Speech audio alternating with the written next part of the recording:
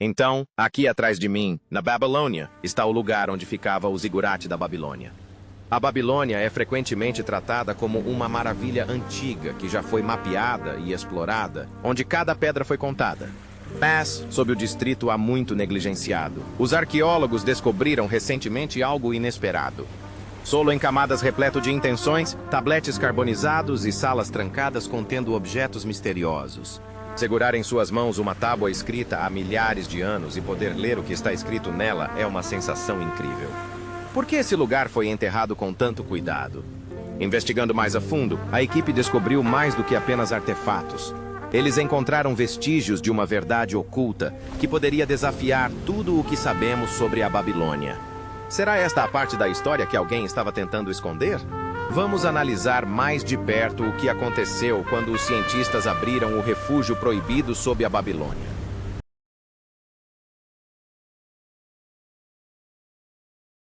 Durante séculos, a Babilônia foi considerada a cidade antiga mais estudada do mundo, como se cada pedra já tivesse contado a sua história.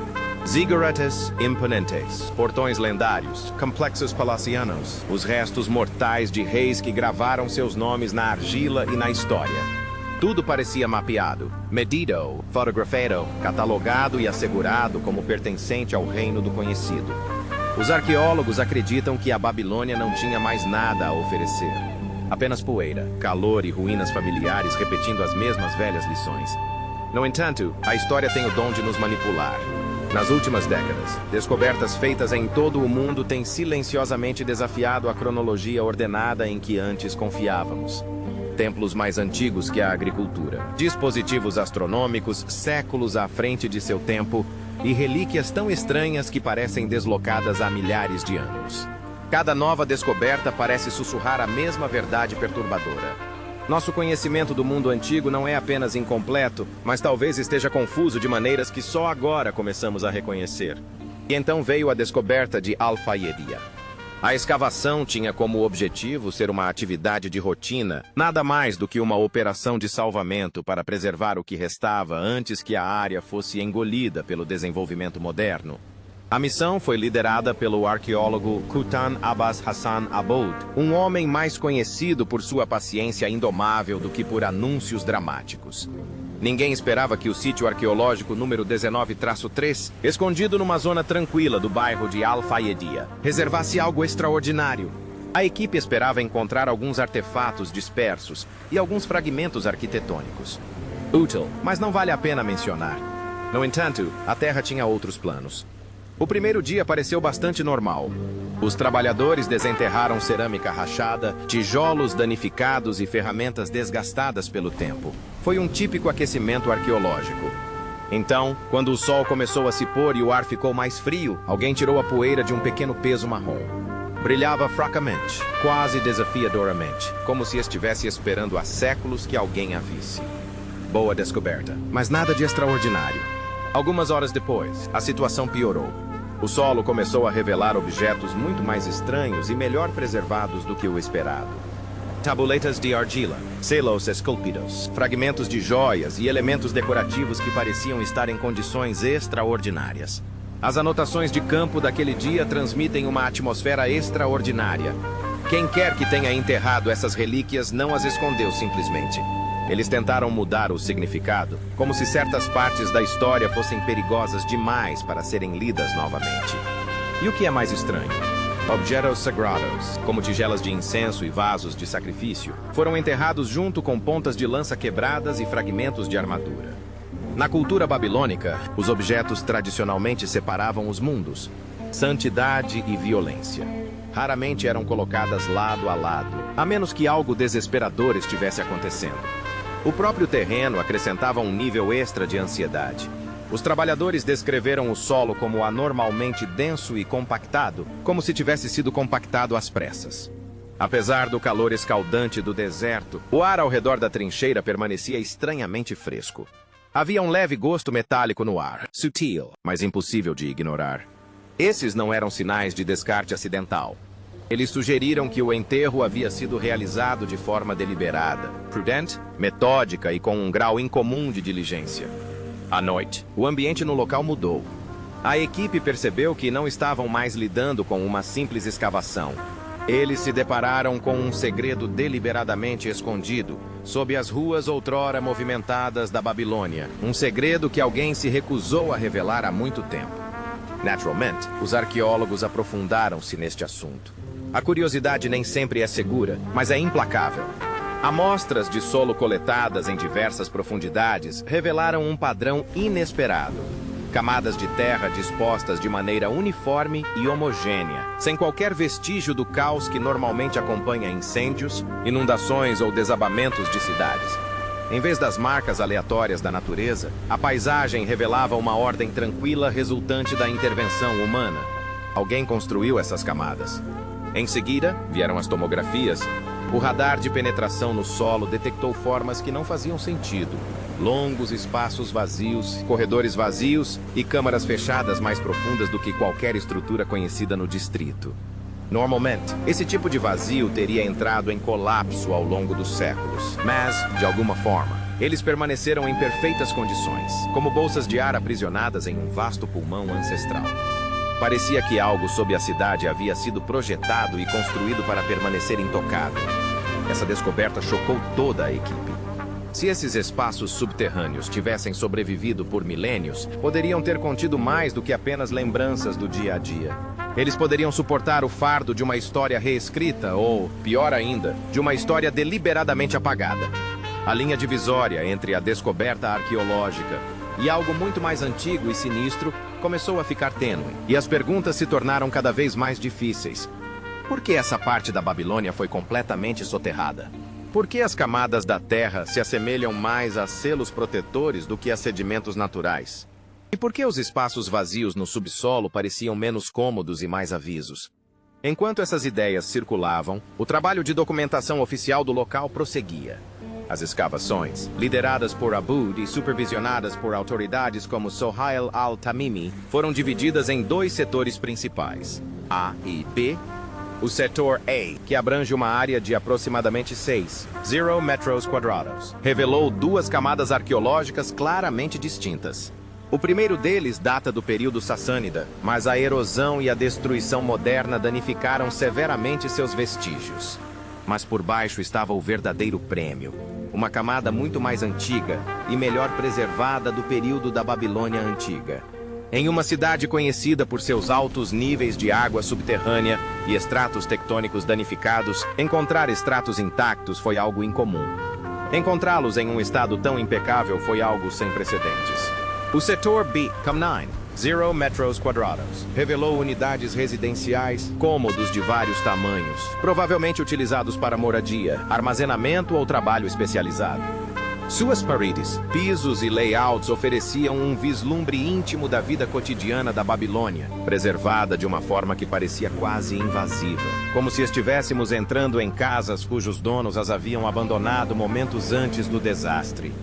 Vasos de cerâmica, tabuletas cuneiformes e selos cilíndricos lindamente esculpidos surgiram um após o outro. As tabuletas, antigos documentos legais babilônicos, eram às vezes envoltas em envelopes de argila. Este foi um dos primeiros sistemas de segurança para proteger seu conteúdo contra adulteração. Esses itens devem fornecer um retrato claro e detalhado do ritmo diário da cidade. Mas vestígios de sabotagem deliberada, marcas de queimadura, inscrições esculpidas e camadas de solo não naturais ainda contavam uma história diferente e mais sombria. À medida que a equipe se aprofundava cada vez mais, a estranha sensação que pairava sobre a área tornava-se cada vez mais intensa. Não se tratava mais apenas do que eles estavam descobrindo. Tratava-se de algo que alguém, milhares de anos atrás, claramente queria deixar enterrado. Vestígios de enterro deliberado e incêndio criminoso. Na maioria das escavações, o solo é simplesmente solo, camadas de poeira e tempo. Contudo, naquele lugar, a terra se comportava mais como uma contadora de histórias que se recusava a permanecer em silêncio. Quanto mais a equipe investigava, mais padrões inexplicáveis descobriam, como se a Babilônia estivesse tentando enterrar não apenas seu passado, mas também seus erros. Tudo começou com cinzas. A poucos metros de distância, os arqueólogos encontraram finas faixas de cinzas, perfeitamente uniformes, estendendo-se em longas linhas ininterruptas. À primeira vista, pareciam os restos de uma fogueira antiga ou cinzas de lareiras domésticas. No entanto, essa teoria não durou muito tempo. Assim que as amostras chegaram à tenda dos geólogos, os resultados foram conhecidos quase imediatamente. Essas camadas foram expostas a temperaturas muito superiores àquelas que provavelmente causariam um incêndio em uma residência. Estamos falando de temperaturas extremamente altas que, nos dias de hoje, exigiriam fornos especializados para serem reproduzidas. Essa descoberta causou surpresa. O fogo queima de forma irregular. A natureza é caótica. Mas esses fios eram lisos, uniformes, desenhados. Era o tipo de precisão que não acontece por acaso. Algo ou alguém criou essas camadas de propósito. E isso foi apenas o começo. Ao acompanhar o trajeto das cinzas na horizontal, a equipe percebeu que se tratava de uma queimada controlada que abrangia uma grande área. Não foi por acaso. Não foi caótico. Tudo era coordenado, quase mecânico em sua execução. Esse tipo de destruição uniforme geralmente aparece em 3 contextos na arqueologia do Antigo Oriente Próximo: purificação ritual, esterilização de um campo de batalha ou desmatamento deliberado para fins de reconstrução. Mas mesmo essas explicações pareciam insuficientes para a dimensão do problema. Essas camadas não estavam cobertas por uma espessa camada de entulho ou objetos carbonizados. Estavam estranhamente limpos, como se quem tivesse iniciado o incêndio tivesse se concentrado em queimar apenas o essencial. Um pesquisador disse, meio brincando, meio falando sério, que sentia como se estivesse examinando não os restos de uma cidade, mas os efeitos de uma purga deliberada, planejada com precisão, e não de pânico. E então os feixes de luz apareceram. Sob as cinzas, havia suportes de madeira parcialmente carbonizados. Estranhamente, a parte inferior de cada viga estava queimada, enquanto a parte superior permaneceu praticamente intacta. É claro que o fogo normalmente não se propaga a partir do subsolo. Algo sob aquelas vigas se inflamou e queimou, criando um incêndio controlado e contido. O que quer que tenha acontecido aqui não se parece em nada com um incêndio natural. Agiu como algo que deveria vedar de baixo para cima. Após reunirem evidências suficientes, a equipe se reuniu na penumbra da tenda do acampamento para comparar anotações. 3 teorias surgiram. Alguns estudiosos sugerem que a Babilônia pode ter sido vítima de uma praga, invasão ou declínio interno, levando os sacerdotes a convocar uma purificação ritual pelo fogo, numa tentativa desesperada de limpar a cidade, não apenas fisicamente, mas também espiritualmente. Outros argumentam que o fogo era mais prático e permitia a rápida remoção das ruínas, possibilitando reconstruções ambiciosas. Mas mesmo essa explicação se mostra insuficiente quando consideramos a extraordinária precisão dos padrões de combustão e suas inexplicáveis inversões, detalhes que parecem demasiado deliberados para serem mera coincidência. Existe também uma teoria que causa arrepios até mesmo nos historiadores mais experientes. Talvez o propósito do incêndio não fosse purificar e reconstruir. Em vez disso, era um selo projetado para conter algo enterrado nas profundezas da cidade, um poder ou segredo perigoso demais para ser revelado. A própria Terra, queimada e transformada, pode ter sido um aviso ou um cadeado, marcando a Babilônia como um túmulo e uma prisão. A ideia pairava no ar como fumaça. Parecia dramático, até sensacional, mas as camadas de solo começavam a confirmar isso mais do que qualquer explicação prática. As suspeitas transformaram-se em preocupação quando os químicos do solo determinaram a ordem das camadas. Não foi por acaso. Não foi por acaso. Era um padrão, um sistema repetitivo. Camadas de cinzas se alternavam com manchas de solo limpo, subindo e descendo em um ritmo deliberado. Cinzas, depois terra, depois cinzas novamente, depois terra mais uma vez. Quase como uma barreira composta por várias camadas, colocadas deliberadamente, com cada camada reforçando a de baixo. Nada parecido jamais foi documentado na arqueologia da Mesopotâmia. Nem na Babilônia, nem na Suméria, nem na Acádia. Era uma abordagem arquitetônica para o sepultamento, não de pessoas, mas de algo mais.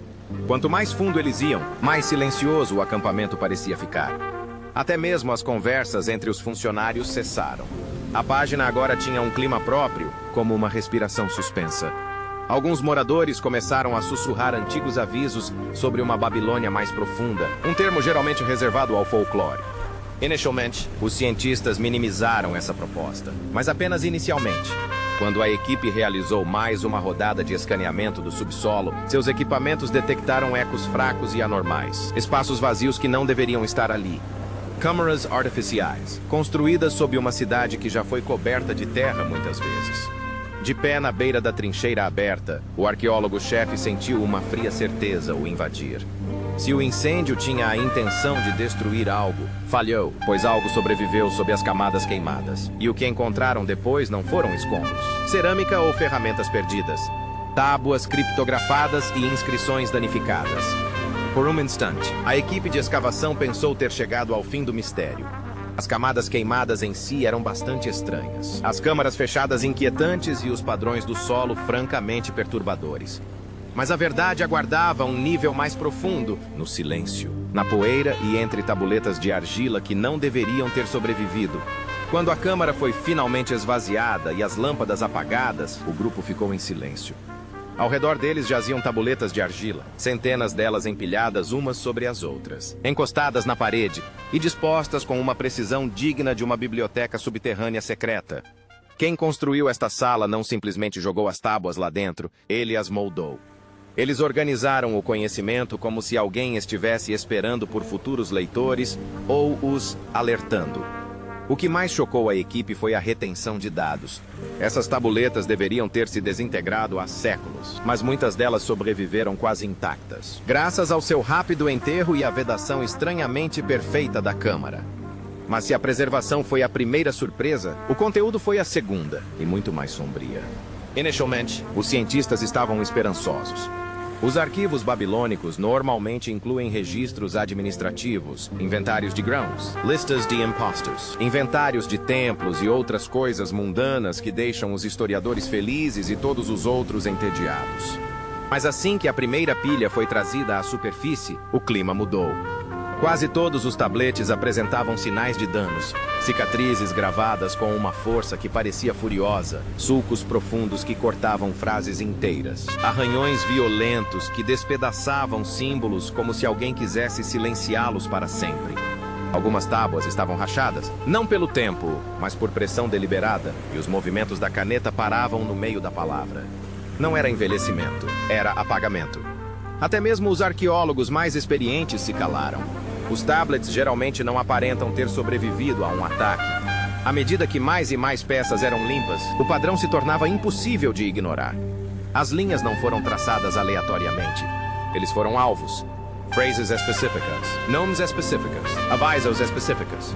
Quem os desfigurou sabia exatamente do que queria se livrar. A destruição também ocorreu às pressas. Algumas inscrições terminavam abruptamente, e os movimentos do estilete congelavam, como se o escriba tivesse sido interrompido ou surpreendido antes de concluir o pensamento. A destruição pareceu mais uma medida de censura em tempos de crise do que um ato de vandalismo. Numa das tabuletas, o último parágrafo tinha sido completamente removido com tanta força que os fragmentos se espalharam pela cerâmica circundante. Outra tábua tinha uma escrita legível e precisa na parte superior e avisos rabiscados e caóticos na parte inferior. Havia duas histórias nas tábuas, uma escrita com esmero, a outra irremediavelmente danificada. Apesar do apagamento brutal, nem tudo estava perdido. Algumas versões sobreviveram, parcialmente, de forma fragmentada, mas o suficiente para gerar debates que duraram meses. Após reconstruí-lo, algumas frases me chamaram a atenção. Guardiões sob o rio, câmaras trancadas das profundezas. Avisos dos escribas do Quinto Rei. Aqueles que analisaram o texto expressaram imediatamente sua oposição. Alguns estudiosos argumentam que essas não são nada mais do que referências mitológicas, metáforas antigas típicas envolvendo espíritos, deuses e mundos submersos. A literatura mesopotâmica é repleta de imagens poéticas, mas outros argumentam o contrário. Essas frases apareceram em muitas tabuletas. Os símbolos eram notavelmente consistentes e os avisos repetidos não se assemelhavam em nada à poesia ritual. Parecem relatórios. Um linguista observou que os fragmentos raspados frequentemente precediam palavras relacionadas a Atar, Conter e glifos sumérios mais antigos que se referiam a corpos sob a planície aluvial. Independentemente do que foi originalmente descrito nas tábuas, alguém fez de tudo para garantir que a história completa nunca sobrevivesse. Antes mesmo que a notícia da descoberta chegasse às universidades locais, uma controvérsia acadêmica irrompeu quase que imediatamente. O campo conservador alegou que se tratava de uma obra metafórica, parte de uma tradição de culto perdida. Fogo, sepultamento, guardiões. Todos esses símbolos podem fazer parte de uma linguagem simbólica, talvez ligada a rituais de purificação ou templos subterrâneos. Cantudo, o campo da oposição, geralmente mais calmo, não cedeu desta vez. Se é um mito, por que foi apagado tão brutalmente? Por que essa destruição precipitada? Por que armazenar textos censurados em um arquivo fechado projetado para durar? Porque as mesmas frases apareceram em várias camadas de tabuletas, escritas por diferentes escribas em diferentes décadas e usando diferentes dialetos? Gradualmente, a teoria da metáfora passou a parecer um escudo conveniente que protegia os estudiosos modernos de confrontar a possibilidade mais sombria de que algo tivesse acontecido na Babilônia e que os próprios escribas se arrependessem de não ter registrado. Em seguida, veio a descoberta mais perturbadora de todas. Havia lacunas no arquivo, espaços vazios onde deveriam estar as tabuletas, depressões perfeitamente retangulares na poeira, ninhos que outrora abrigavam conhecimento, mas que agora estavam limpos. Lisos e, sem dúvida, vazios. Alguém removeu esses comprimidos antes que a câmara fosse fechada. Eles não os deixaram cair, quebraram, rasgaram ou retiraram. As consequências foram profundamente perturbadoras. Foram transferidos para um local seguro, consumidos pelo fogo, escondidos em outro lugar ou removidos deliberadamente para que certos avisos jamais sobrevivessem. Nem mesmo neste cofre subterrâneo? As peças que faltavam faziam com que as tábuas restantes parecessem ainda mais cuidadosamente elaboradas, como peças de um quebra-cabeça que alguém tentou resolver ou esconder há milhares de anos. E, no entanto, essa narrativa persistiu. Cada placa, cada arranhão, cada peça faltante apontava para a mesma verdade perturbadora. Os escritores sabiam de algo. Eles tinham medo de alguma coisa. Em seus momentos finais de tensão, eles tentaram alertar as gerações futuras sobre o grande perigo que os aguardava. Enquanto catalogava a última fileira de tabuletas, o arqueólogo responsável pelas escavações interrompeu seu trabalho. Ela percebeu um padrão nos avisos, pistas sutis de direção embutidas nos fragmentos. Diversas linhas tracejadas pareciam indicar câmaras abaixo, uma descida ou um caminho de guarda fechado. Seu coração disparou enquanto ela comparava as frases com o layout da página. A única coisa que os comprimidos não continham eram avisos. Eles apontaram para o local indicado pelos avisos, e logo a equipe de escavação descobriria o sítio arqueológico mencionado nos avisos. Escadas escondidas e um quarto trancado. Durante muitos dias, as escavações prosseguiram segundo um ritmo previsível. É possível ouvir a poeira levantando das paredes em ruínas, pás raspando as rochas, alguém pedindo uma pausa para a retirada de água. Não havia qualquer indício de que a descoberta mais importante de toda a escavação estivesse localizada no que parecia ser um canto comum da antiga câmara do escrivão. Foi um pequeno arranhão que mudou o rumo de tudo. O jovem arqueólogo percebeu isso enquanto removia a terra. Uma fina fenda cortava uma grande laje de pedra que se misturava perfeitamente com o piso ao redor. Um capricho o fez dar um leve toque. O som, um baque profundo, ecoou pela sala e fez com que todos parassem abruptamente. Pisos de pedra não deveriam ecoar como caixas vazias? Os membros da equipe trocaram olhares. Aquele tipo de gesto que você faz quando percebe que a história acaba de tomar um rumo diferente. Em poucas horas, o equipamento foi trazido. A iluminação foi instalada e o disco se tornou o centro das atenções. Isso foi confirmado por ferramentas de penetração no solo. Havia um vazio embaixo, mas nenhuma bolsa de ar natural. Algo moldado, algo construído. Eles não podiam arriscar o desabamento da estrutura abaixo. Então a remoção da laje tornou-se uma lenta operação cirúrgica, levantando as peças uma a uma. A poeira flutuava em estreitos feixes de luz solar. Ninguém respirava normalmente até que a última cunha fosse liberada. E então aconteceu. Uma densa onda de ar irrompeu para cima, atingindo-os em seus rostos como a exalação de algo ancestral. Estava gelado, muito mais frio do que o ar subterrâneo deveria ser, e tinha um estranho gosto metálico que ardia nas narinas. Mesmo por trás das máscaras, era evidente que algo os incomodava.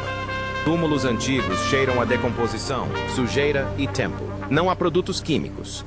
Seja lá o que for, estava lacrado por algum motivo. Quando a poeira finalmente baixou, nos deparamos com uma alcova estreita, com largura suficiente apenas para uma pessoa passar. E depois uma escada em espiral que descia para uma escuridão, para a qual ninguém estava preparado. A escadaria parecia incrivelmente precisa, cada degrau esculpido com perfeição, como se tivesse sido talhada ontem, e não milhares de anos atrás. As paredes eram lisas, até mesmo artificiais, sem quaisquer entalhes, orações ou vestígios dos construtores. Os construtores babilônicos gostavam de deixar seus nomes, suas dedicatórias e pequenas bênçãos aos deuses. Foi em parte habilidade, em parte orgulho. E aqui nada. Quanto mais fundo íamos, mais frio ficava o ar. Suas lâmpadas mal penetravam a escuridão, como se as sombras estivessem resistindo.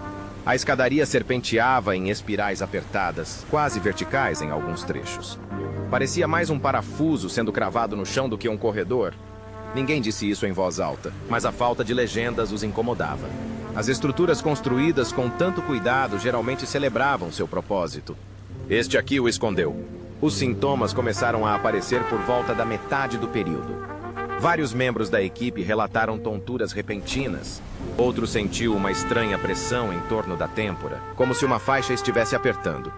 Outra pessoa reclamou que o ar estava pesado, tão denso que dava para mastigá-lo. Até mesmo os trabalhadores mais experientes, pessoas que já haviam rastejado por templos em ruínas e túneis sufocantes, começaram a se preocupar.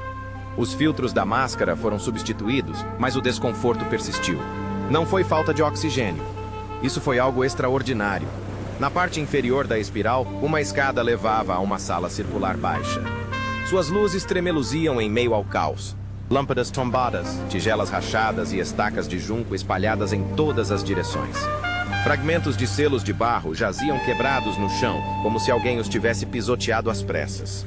O que quer que tenha acontecido aqui, terminou muito rápido. Vestígios de tinta ainda podiam ser vistos em algumas das tigelas, que agora haviam se transformado em flocos pretos. Diversas canetas estiletes estavam quebradas ao meio. A prancheta estava enrolada num canto, como se tivesse sido abandonada no meio de uma frase. Ferramentas que normalmente durariam décadas foram abandonadas como lixo na fuga em meio ao pânico. Não havia pegadas, mas pairava uma atmosfera de pânico no ar. No entanto, apesar da partida apressada, nada foi roubado. Tudo estava ali, no lugar em que caiu, como se ninguém quisesse levar nada consigo. A equipe se movimentou com cuidado, documentando cada objeto antes de tocá-lo. Quanto mais adentravam a câmara, mais evidente se tornava que aquele lugar não se destinava a trabalhos de longa duração. Parecia um ponto de controle temporário, limit. Para além da parede de barro parcialmente desmoronada, surgiu outra passagem, mais estreita, mais fria e muito pior. Esta câmara era revestida de ossos. Centenas de fragmentos cobriam o chão, criando padrões incríveis e intrincados. Ossos dos dedos dispostos lado a lado. As juntas maiores são agrupadas de forma ordenada. Os ossos menores estavam separados uns dos outros por finas camadas de argila. Era estruturado demais para ser aleatório e deliberado demais para ser cerimonial. Não foi um enterro. Era contenção. Exames forenses posteriores confirmaram que os ossos haviam sido separados após a morte. As mãos e os dedos foram deliberadamente separados, uma referência aterradora ao ritual mesopotâmico de desarmamento da alma, uma prática destinada a impedir que os espíritos ascendessem ou buscassem vingança. 2 funcionários se recusaram a voltar a entrar na câmara, após terem visto as conclusões. Um deles comentou que o padrão parecia perfeito demais para ser humano, mas os ossos nem eram a pior parte. Por baixo deles, escondido em poças rasas de pedra, havia um líquido escuro e opalescente. Reluzia em tons de verde, azul e preto oleoso. Embora a superfície nunca tenha ficado verdadeiramente enrugada, o cheiro era imediatamente perturbador, forte, metálico e nauseante. Os dispositivos detectaram mercúrio, arsênio e chumbo em concentrações que nenhum ambiente natural poderia produzir. As piscinas não foram criadas por acaso. Eles foram projetados. A câmara parecia o equivalente antigo de uma sala de contenção nuclear. Mas havia algo ainda mais profundo. Os instrumentos começaram a detectar vibrações fracas, tão baixas que eram quase inaudíveis para os humanos, assemelhando-se a vibrações pulsantes em pedras. Os membros da equipe se entreolharam, percebendo de repente que cada camada que haviam descoberto apontava para a mesma verdade. Este local não foi fechado para preservar a história. Foi lacrado para aprisioná-lo. Enquanto faziam as medições finais, uma rajada de ar extremamente frio varreu o chão da câmara, escapando por uma fenda estreita na parede oposta, um lugar que os construtores claramente nunca mais quiseram tocar. O cofre do horror e seu aviso. Quanto mais a equipe de escavação penetrava nas ruínas do distrito da Babilônia, maior a resistência que o solo parecia oferecer. Poças tóxicas. Estrutura óssea incrível, ar sufocante. Cada camada subsequente dava a sensação de que a cidade estava sussurrando. Vire-se. No entanto, por baixo de tudo isso, os scanners detectaram algo ainda mais impossível. A última barreira. Inicialmente, a equipe pensou que a máquina não estava funcionando corretamente. As leituras mostraram densidade perfeitamente uniforme. Sem rachaduras, sem juntas, sem frestas. Mas, assim que limparam o solo, todas as dúvidas desapareceram. Sob a camada de terra que havia sido coberta ao longo dos séculos, havia uma única laje de pedra intocada, com quase 2 metros de espessura. Sem argamassa, sem tijolos de barro, sem juntas. Um único bloco monolítico, tão liso que refletia a luz das lanternas como aço escovado. Seu rosto estava marcado com símbolos tênues, porém deliberadamente traçados. Linhas curvas e cortes angulares idênticos aos encontrados anteriormente em comprimidos danificados. Estudiosos se reuniram ao redor deles, sussurrando explicações. Confinar, aprisionar, impedir a passagem e, o mais perturbador, silenciar os observadores. Ninguém diria isso em voz alta, mas a sugestão pairava no ar. Não era uma porta. Era uma prisão. Abrir o cofre tornou-se um teste de paciência e medo. Durante semanas, a equipe utilizou ferramentas de corte lentas e precisas, removendo micrômetros de cada vez. Cada vibração parecia arriscada, como se estivessem batendo na tampa de algo que pudesse se estilhaçar. Assim que o corte final foi feito, o disco se moveu com um gemido baixo e ressonante, quase como uma respiração suspensa. Então o ar apareceu. Houve uma violenta explosão de gás misturado com amônia no corredor. As máscaras encaixaram-se no lugar com um estalo. As pessoas cambalearam para trás. 2 trabalhadores desmaiaram após serem atingidos. Outro vomitou antes que pudesse se virar. O que quer que estivesse ali, estava lacrado por algum motivo. Quando o ar se tornou suficientemente rarefeito para permitir a continuidade da conversa, as luzes foram acesas na câmara e, após alguns segundos, as conversas cessaram. Parada respiratória. Até mesmo o zumbido dos geradores parecia ter sido abafado. Ao longo das paredes, havia fileiras de figuras esqueléticas em pé em nichos, não curvadas, não afundadas, mas dispostas em fila. Suas espinhas estavam torcidas de forma anormal. Suas mandíbulas estavam cerradas com um fio de bronze corroído, como se alguém quisesse silenciá-las, mesmo na morte. Alguns tinham os braços dobrados para trás. Os ossos quebraram e se deslocaram para posições que nenhum organismo vivo poderia suportar. E então a situação piorou ainda mais. Em vários nichos havia gaiolas feitas não de metal ou madeira, mas de osso. Ossos humanos entrelaçados como uma macabra treliça. Dentro das gaiolas havia esqueletos menores. Crianças, criados, ou talvez os infelizes participantes de um ritual que ninguém queria imaginar. Alguns dos ossos foram revestidos com resina escura, conferindo-lhes um brilho âmbar lustroso. Testes posteriores mostraram que se tratava de um conservante semelhante aos usados em sepultamentos de elite, porém muito mais concentrado, quase como uma arma. Nenhum desses corpos se decompôs naturalmente. Eles foram colocados, organizados e fixados. Nesse momento, até os arqueólogos mais corajosos começaram a olhar em direção à saída. No centro da câmara, entre as colunas de sombra, havia poços cheios de fluidos estagnados e descoloridos. Mercúrio, arsênico, chumbo. A concentração de metais pesados era tão alta que a superfície brilhava com cores semelhantes a manchas de óleo. Tons de verde, roxo e preto que refletiam a luz, criando ilusões ondulantes.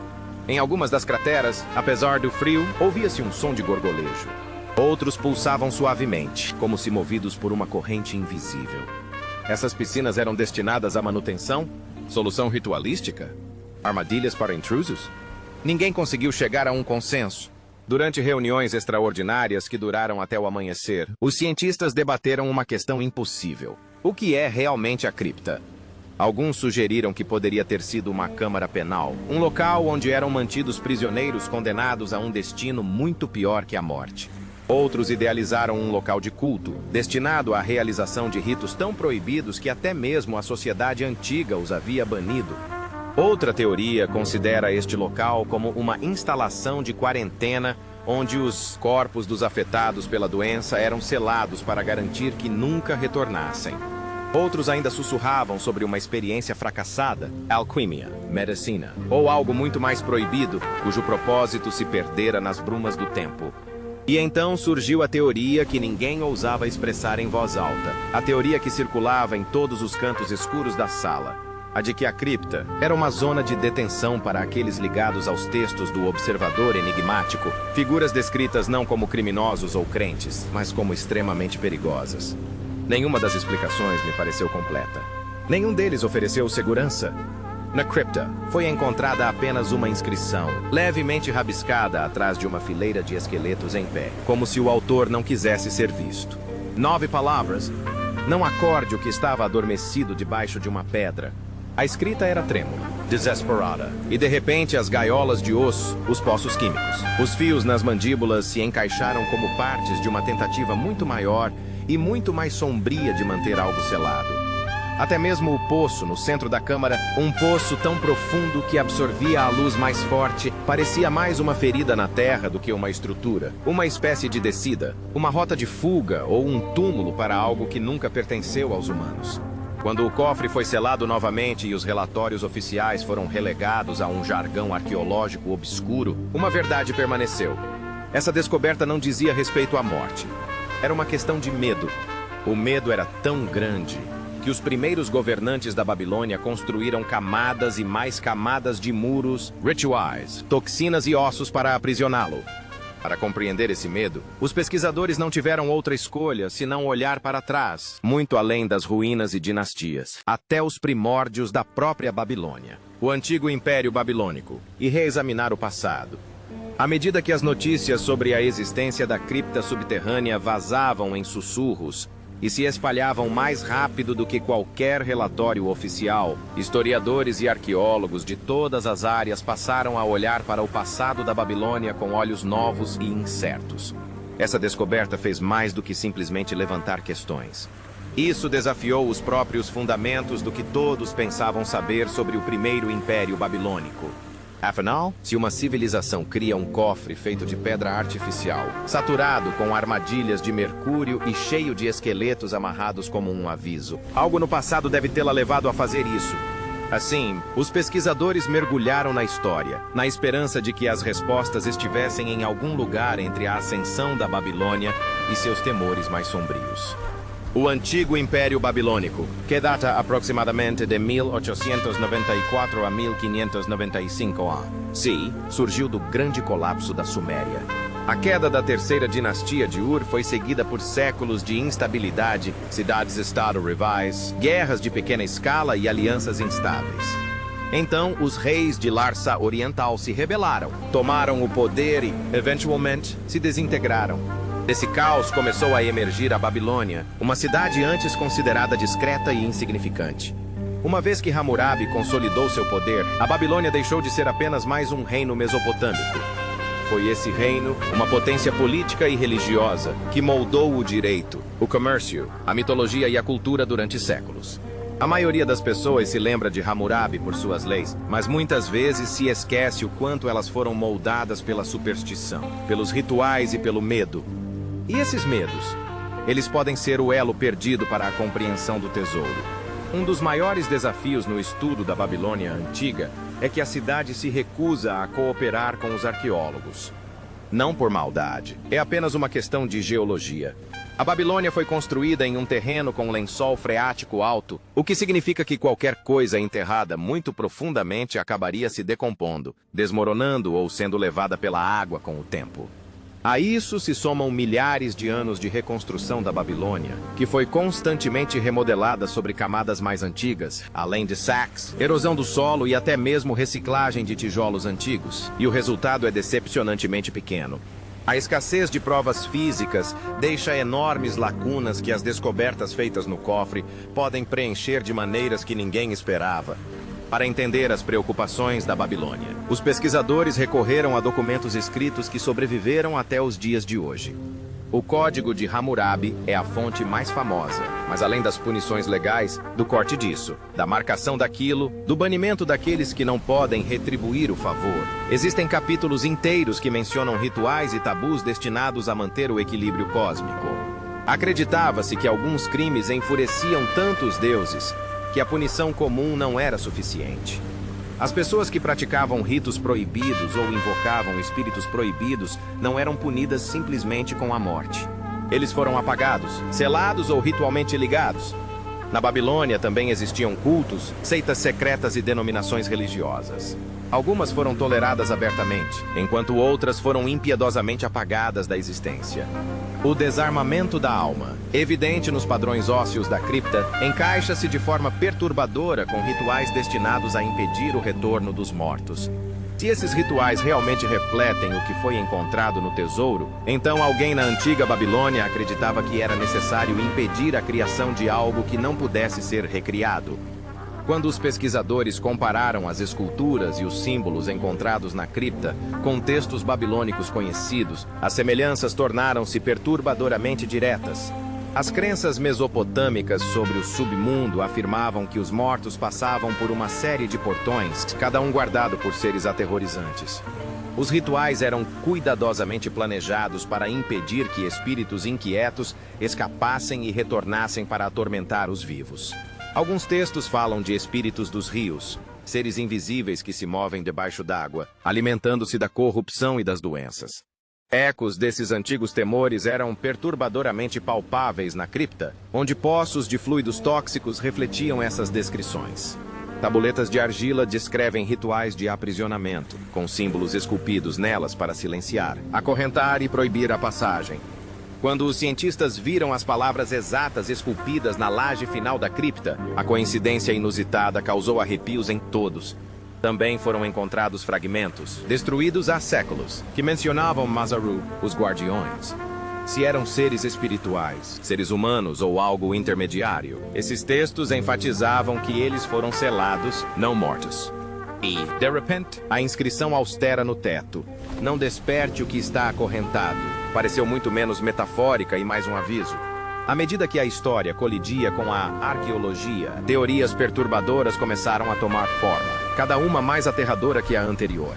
Alguns sugeriram que a cripta se destinava a abrigar uma seita proibida, uma seita radical cujas leis eram consideradas tão perigosas que o Estado ou enterrava seus seguidores vivos ou escondia seus restos mortais em locais inacessíveis. Outros viam este lugar como uma execução em massa, onde inimigos políticos, feiticeiros e traidores eram deliberadamente aprisionados, como um aviso sombrio para os vivos. Outra linha de raciocínio sugeria um objetivo mais pragmático, porém igualmente enigmático. A cripta pode ter servido como um centro de quarentena, onde vítimas de uma doença mortal eram mantidas. Os metais pesados e os produtos químicos encontrados nos recipientes podem ser resquícios de uma tentativa rudimentar de esterilização, uma tentativa desesperada de conter o contágio.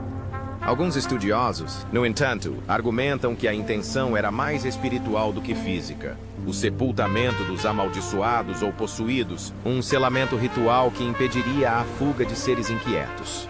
E então surgiu a ideia mais controversa de todas, a de que a cripta foi construída para abrigar seres sobrenaturais.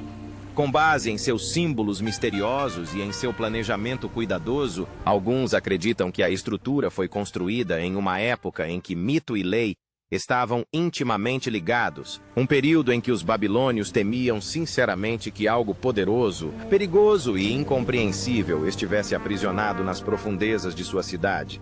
Ninguém concordou com isso, mas ninguém rejeitou nenhuma teoria também. E é isso que mais assusta as pessoas.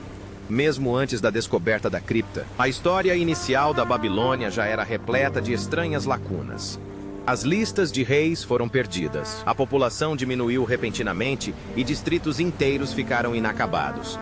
Os calendários rituais mudavam inexplicavelmente, e textos religiosos eram reescritos ou destruídos sem qualquer explicação. vistas individualmente. Essas anomalias constituíam uma estranheza incômoda. Em conjunto, sugeriam algo muito mais deliberado, como se a própria Babilônia estivesse tentando apagar ou ocultar um capítulo de seu passado. O tesouro tornou-se a prova mais tangível de uma história esquecida, uma testemunha silenciosa dos segredos que a cidade havia ocultado por muito tempo.